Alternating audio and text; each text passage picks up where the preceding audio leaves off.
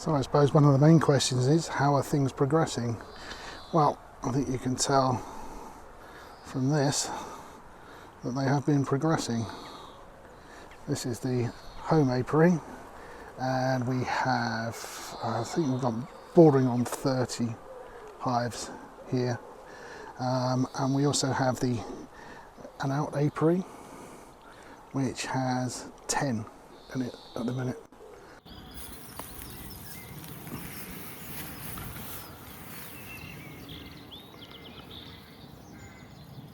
So in that respect, we're coming along. So we've got nearly 40 hives, give or take. So most of the expansion on these yards has come through splits. I was planning on doing demo-raised splits.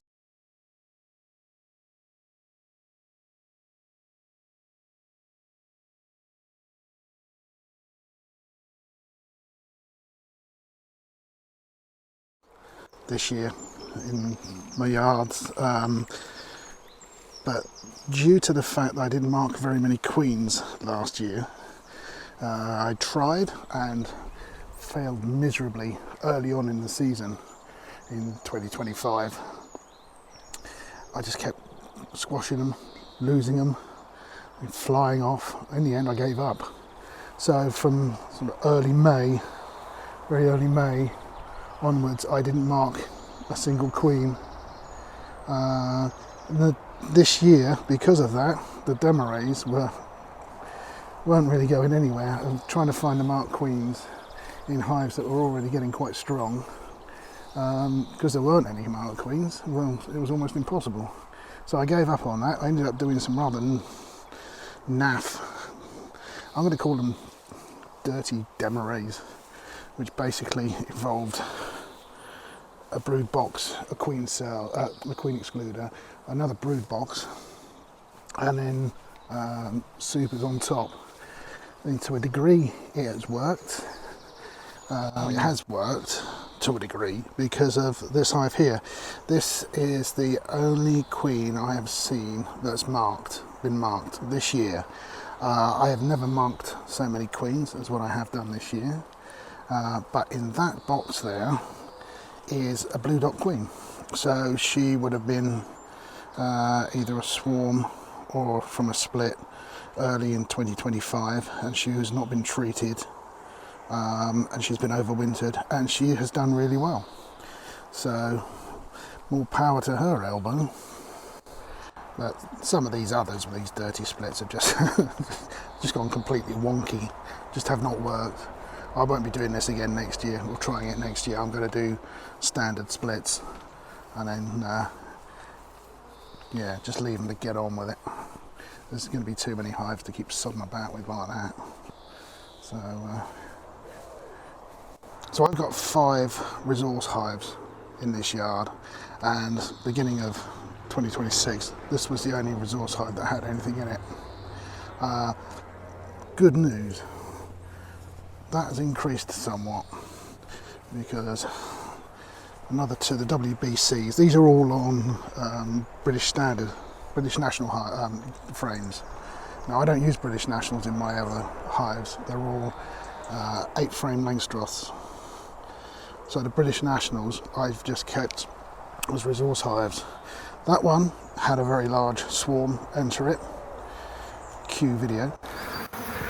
Well, I got no idea where this lot's come from. None of mine, Jesus, are this strong.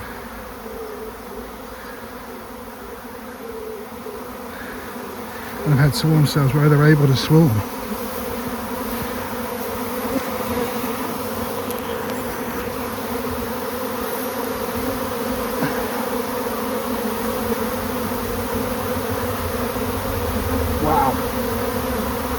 Okay.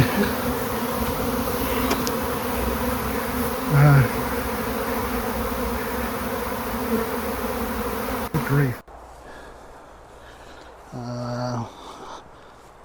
That one's got nothing in it. So I've also got that one, which I done the split on, and that one I done the split on, and they're all occupied. So they have been incredibly useful So, Blackmore Vale Honey produced a video in which they introduced a little queen incubator. I have 7 queen cells in the incubator. I shall show you. This is going to beep in any second.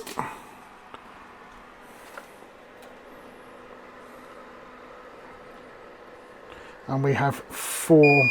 There he goes. We have 4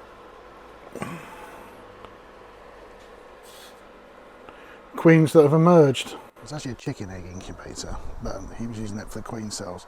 I thought, that's a bloody good idea. And I had one delivered the following day, and the same day it was delivered, I harvested, if I can spit it out, 7 queen cells out of a hive that I was really keen to save the queens and get some splits off of them. So that worked really quite nicely. Unfortunately, the weather didn't. So I waited for the queen cells to emerge, and then I grabbed some apideas, and then I went and raided this little puppy. Used that to supply nurse bees for the apideas, and then added the marked virgin queens into them. Worked a treat. Right, so what I'm going to do here is shake some bees into this bucket. The ones that don't fly off, I'm going to shake into the apideas. So we've got 1 tub, 1 little scoop, some gloves, and some soon to be very grumpy donor hive. Right. I don't generally use a lot of smoke, and I don't like wearing gloves, but at the same time, I'm not bloody stupid. So,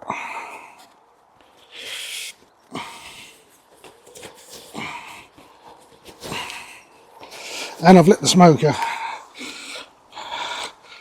So,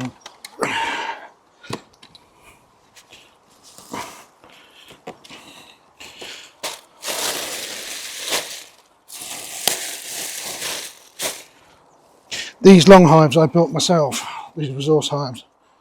They're on British National frames, so they're not what I use anymore. But the bees love them.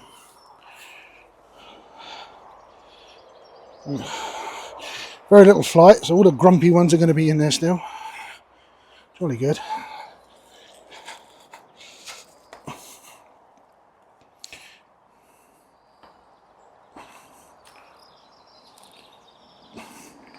See what we can do.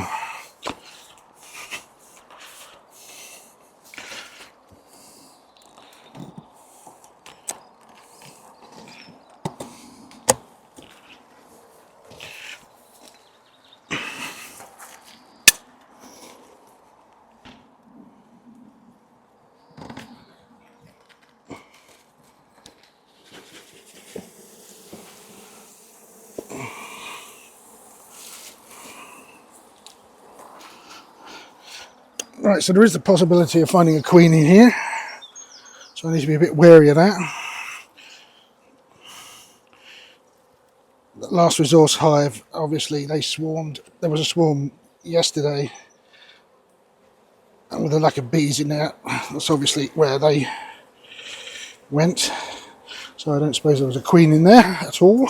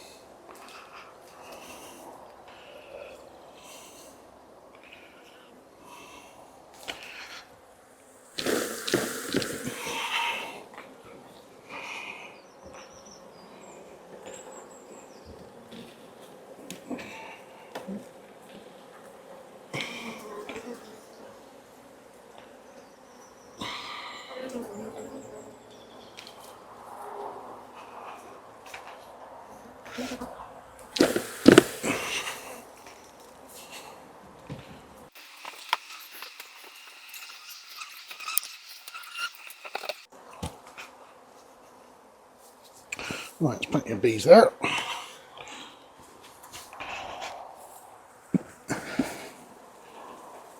A quick look for the queen.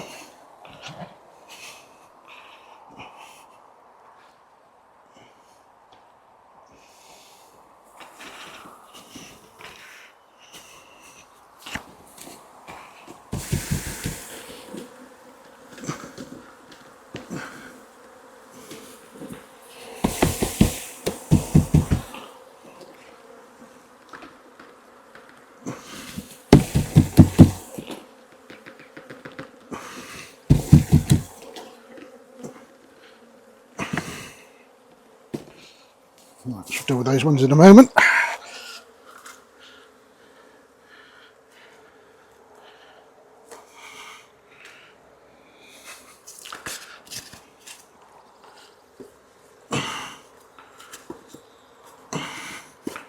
No, come on, off. Go.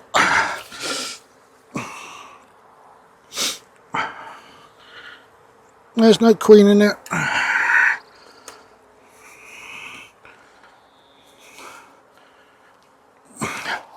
I'll show you the inside of that. I can't tip them up because the feeders are full of sugar syrup.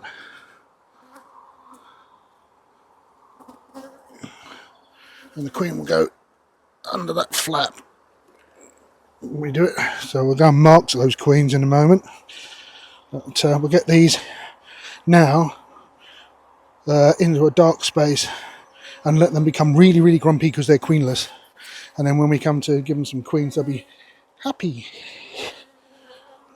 Like the Apiary yesterday. You can really hear the difference when they're the drone they make when there's no queen in there. The humming of the wings is so much darker. So you can. Okay, let's play queen markers.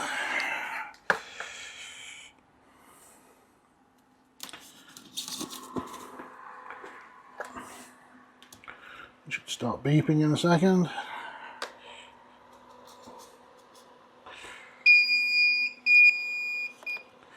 Okie dokie. Right.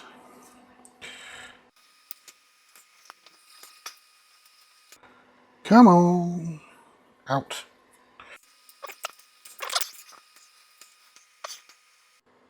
That's it. There she is.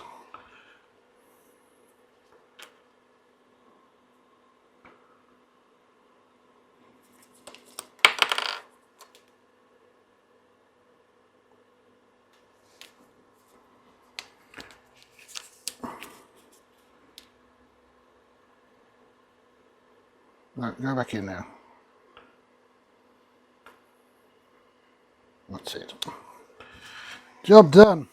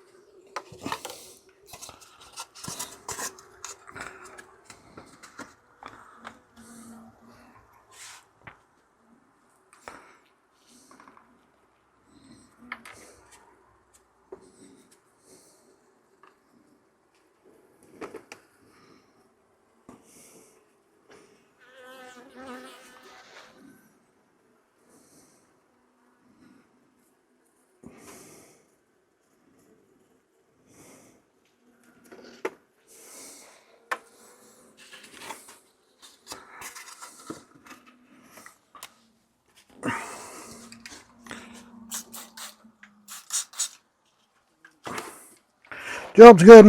I'll leave them in here for, well, till tomorrow morning. I expect it's only, what time is it now? And it's 8:45 in the morning at the moment. I'll leave them in here till tomorrow morning and then I shall put them out. hopefully the weekend it's going to be much better, much warmer weather. So unfortunately the weather didn't really play ball, so the queens were stuck in the Apiaries for too long, and when they did finally get out, I think it was a little too late, because I really had no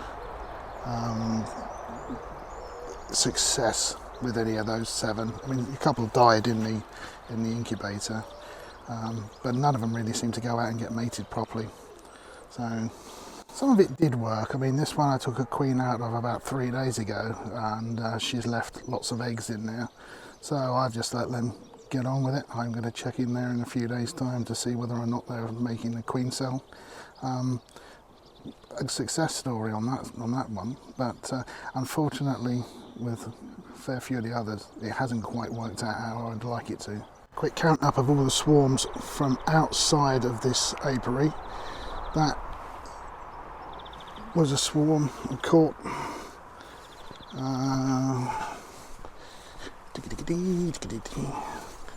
That one there was a swarm from where I've had lots of swarms before, a house with about 5 different colonies living in it. That one was a big swarm. Well, I got no idea where this lot's come from. None of mine, Jesus, are this strong.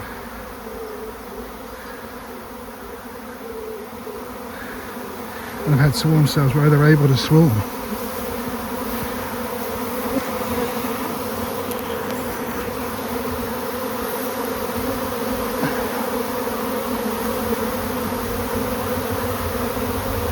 Wow. Okay.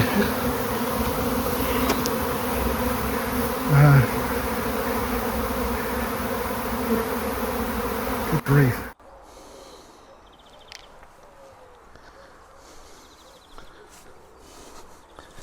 And I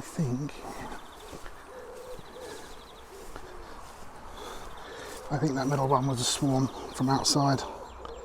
And that's about it for this year. All the rest have been splits from inside the apiaries. That's good.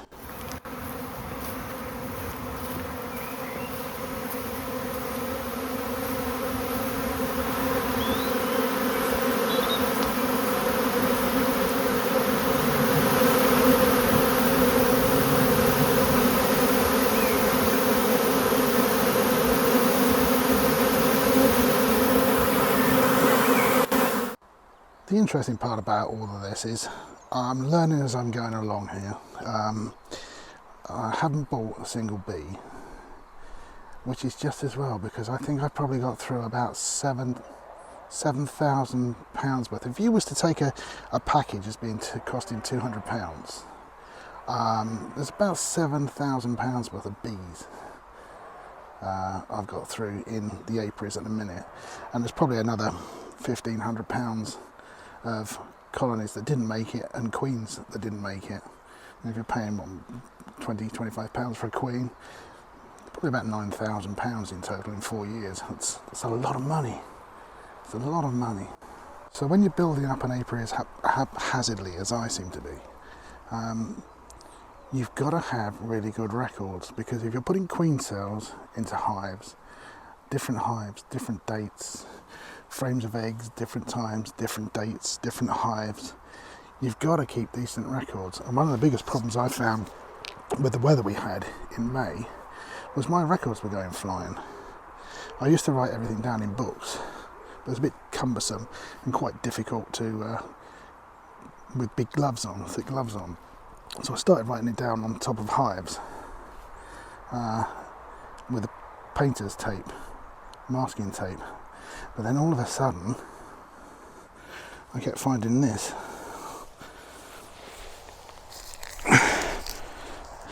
My records strewn everywhere because the wet just got to them and they just started peeling off and disappearing. So I've taken to using this tape, which is like an electrician's tape. It's stretchy. It's sold as floor marking tape, but it's wider than the masking tape, and with a Posca pen works really well. So you end up coming up with all these abbreviations. Your writing's bloody awful if you've got really thick gloves on, but it does the trick. Like I say, when you're doing things as ad hoc and random as what you are when you're producing your own queens, you need good records.